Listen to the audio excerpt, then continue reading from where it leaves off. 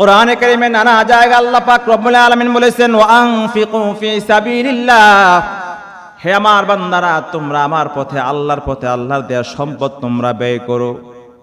অন্য এক আয়াতে আল্লাহ পাক সূরা রাদের 22 নং আয়াতে কারিমায় বলেন ওয়াল্লাযীনা সাবারু ইবতিগা ওয়াজহি রাব্বিহিম ওয়া আকামুস সালাতা ওয়া আনফিকু মিম্মা রাযাকনাকুম সিররাও ওয়া আলানিয়া।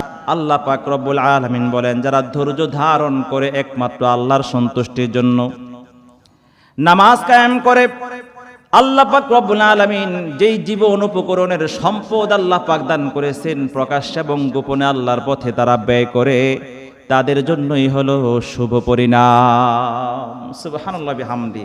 যারা ধৈর্য ধারণ করে নামাজ প্রতিষ্ঠা করে, আল্লাহ পাক যেই জীবন উপকরণ দিয়েছেন এর থেকে আল্লাহর পথে তারা ব্যয় করে, উলাইকা লাহুম উকবাদ দার,